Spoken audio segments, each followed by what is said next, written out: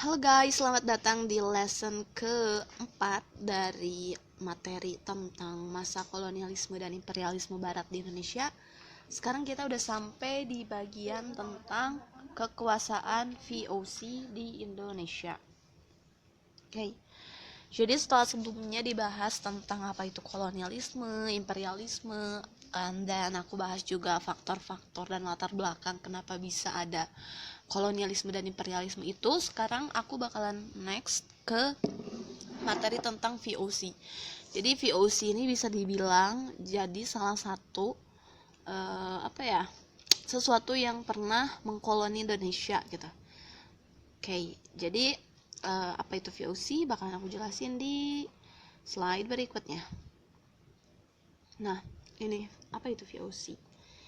Di sini kalian bisa tahu apa sih sebenarnya VOC itu. Jadi VOC itu ini singkatannya, ini berasal dari ejaan Belanda atau diartikan sebagai Persekutuan Perusahaan Hindia Timur. Nah, jadi ini tuh kongsi dagang asal Belanda yang memonopoli aktivitas perdagangan di Asia dan menyatukan perdagangan rempah-rempah di wilayah timur. Jadi sebagai sebuah kongsi dagang, VOC ini punya beragam hak istimewa dan kewenangan yang sangat luas. Jadi walaupun cuma kongsi dagang, tapi VOC ini didukung penuh oleh negaranya atau Belanda dan difasilitasi secara istimewa gitu. VOC juga kalau oleh orang Indonesia sering dibilang company atau company.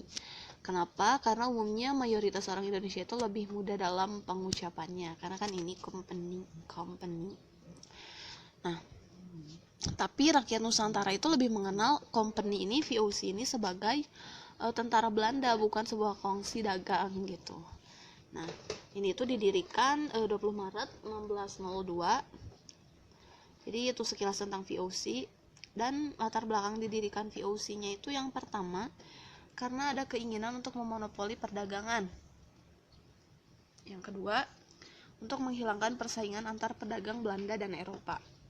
Jadi pedagang dari barat dan datang ke Indonesia itu datang dengan itikat baik gitu, mulai dari membentuk kongsi dagang.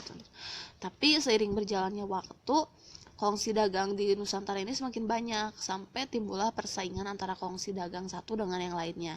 Nah, persaingan yang makin ketat gitu, sampai akhirnya gak mengenal kongsi sesama bangsa. Dan hal ini menyebabkan kerugian terhadap pemerintah Belanda, soalnya pedagang Belanda juga saling berseteru. Nah, sehubungan dengan hal itu, di tahun 1598 akhirnya pemerintah dan parlemen Belanda itu mengusulkan membentuk kongsi dagang yang lebih besar dengan membentuk perusahaan dagang seperti yang dilakukan oleh Inggris dan Prancis. Jadi Inggris itu punya EIC dan Prancis itu punya French East India Company di tahun 1604. Dan akhirnya usulan tersebut itu disambut baik, dan akhirnya di tanggal 20 Maret 1602 berdirilah VOC ini gitu. Jadi itu sekilas background kenapa VOC ini berdiri. Jadi ini two things why si VOC ini didirikan. Oke. Dan kenapa VOC ini didirikan? Apa tujuannya? Banyak banget. Yang pertama, untuk membantu dana pemerintahan Belanda. Yang kedua, untuk menguasai kerajaan-kerajaan di Indonesia. Seperti yang udah kita tahu, kalau di masa keruntuhannya banyak kerajaan-kerajaan maupun kerajaan-kerajaan di Nusantara yang runtuh, salah satunya akibat karena VOC ini gitu. Yang ketiga, tujuannya itu untuk menguasai pelabuhan-pelabuhan penting di Indonesia. Jadi mereka itu mengambil alih atas pelabuhan-pelabuhan penting dan perdagangan juga beberapa di Indonesia. Yang keempat, untuk menghindari persaingan curang yang akan merugikan para pedagang Belanda. Jadi ini seperti yang aku jelasin sebelumnya, untuk meminimalisir konflik gitu. Terus juga mencari keuntungan yang sebesar-besarnya untuk membiayai perang melawan Spanyol. Jadi bisa dikatakan kalau kondisi Belanda saat itu tuh krisis keuangannya.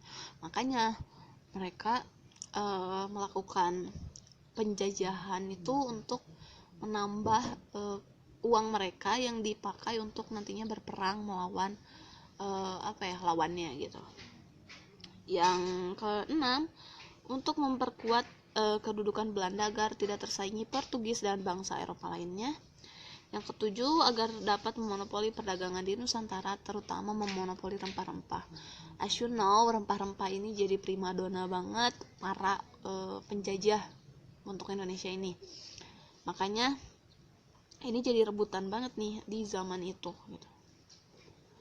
Nah, gimana sih VOC bisa berdiri perkembangannya? Jadi, yang pertama itu, jadi di abad ke-16 ini bangsa barat itu kan datang ke Indonesia. Mulai diawali dari Portugis yang datang tahun 1512, Spanyol datang 1560, dan Belanda datang di tahun 1596. Nah, 20 Maret ini mereka membentuk VOC yang tadi aku bilang. Kenapa dibentuk? Ya karena untuk menghindari perselisihan antar kongsi dagang. Jadi 20 Maret VOC dibentuk. Jadi VOC ini dibentuk juga untuk memperkuat kepentingan dagangnya gitu. Nah, sekitar 9 tahun VOC melakukan perdagangan dengan singgah di sembarang pelabuhan, jadi masih whatever lah, belum pro gitu. Di tahun 1611 baru VOC ini beli lahan sekitar 1 hektar di Sunda Kelapa seharga 1.200 ringgit dari tangan Wijaya Krama. Wijaya Krama itu saat itu adalah penguasa dari Jayakarta atau yang sekarang disebut Jakarta. Nah, lahan tersebut akhirnya dibangunlah jadi kota dagang. Dari yang asalnya 1 hektar, akhirnya perdagangan VOC ini berjalan dan berkembang pesat setelah bisa mengalahkan dan menyingkirkan kekuasaan Jayakarta dan mengubah Jayakarta menjadi Batavia di tanggal 30 Mei 1619. Akhirnya Batavia ini jadilah markas pusat dari VOC gitu. Nah, jadi di tanggal 30 Mei Batavia itu jadi markas VOC. Dan kesuksesan VOC untuk membangun Batavia ini jadi ancaman besar dong bagi penguasa lokal.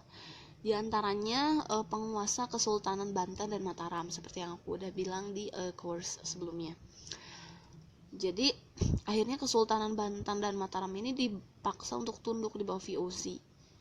Jadi dalam menundukkan Banten, selain menggunakan kekuatan militer, mereka juga menjalankan strategi pelumpuhan penyangga ekonomi Kesultanan Banten gitu.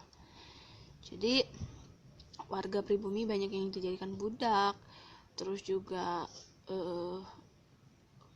dibuat lemah gitu, dibuat lumpuh oleh VOC ini supaya mereka tunduk di bawah VOC gitu. Dan akhirnya VOC ini bisa menguasai jalur perdagangan antar pulau. Padahal sebelum mereka dagang, perdagangan laut itu sebenarnya didominasi oleh warga-warga atau orang-orang Tionghoa. Salah satu penyebabnya ya karena teknologi bangsa barat kala itu jauh lebih unggul dari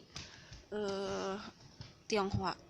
Jadi VOC ini punya kapal yang lebih luas, terus juga armadanya yang lebih lengkap, persenjataannya. Akhirnya mereka itu bisa bawa barang-barang itu jauh lebih banyak daripada pedagang lain gitu. Dan akhirnya pergeseran kedudukan mereka antara pedagang besar antar pulau dan perantara warga pribumi itu jadi berubah jadi perdagangan internasional gitu. Dan apalagi setelah mereka bisa mengembangkan Batavia jadi pusat dagang, jadi sistem kekuasaannya kayak negara gitu, walaupun cuma kongsi dagang. Jadi mereka ngatur kehidupan kota, ngatur kehidupan penduduknya, dan sebagainya gitu. Dan yang paling mencolok itu adalah penentuan warga kota dan orang asing di situ. Jadi warga kota itu adalah orang-orang yang bisa menopang kepentingan dagang VOC, antara lain kayak pejabat VOC, serdadu Eropa, orang Tionghoa. Sedangkan penduduk pribumi itu dinyatakan sebagai warga asing. Dan warga asing itu meliputi semua orang Jawa dari Banten maupun Mataram, dan disebut sebagai inlanders, terkenalnya inlanders atau bumi putra. Nah, jadi waktu konflik antara Banten dan Mataram melawan VOC ini, keberadaan orang Jawa tersebut dilarang tinggal di dalam kota dan hanya boleh membangun pondok di luar tembok. Begitu. Jadi itulah cerita perkembangan gimana awalnya VOC dari cuma kongsi dagang yang pindah-pindah dari satu pelabuhan mendarat di pelabuhan lain sampai akhirnya punya tanah cuma 1 hektar dan akhirnya bisa menguasai satu daerah dan bahkan membuat sistem kekuasaan sendiri layaknya negara. Okay. Interesting, right? Buat dibahas sebenarnya. Jadi semoga kalian juga bisa memahami, mengerti yang aku sampaikan ini. Next aku bakalan bahas masih tentang VOC, gimana kebijakan VOC di Indonesia dan gimana peraturan-peraturan yang mereka buat sampai akhirnya mereka juga bubar gitu. Oke. Jangan kemana-mana, stay tune terus, share and like, juga subscribe channel aku. See you on my next video, bye.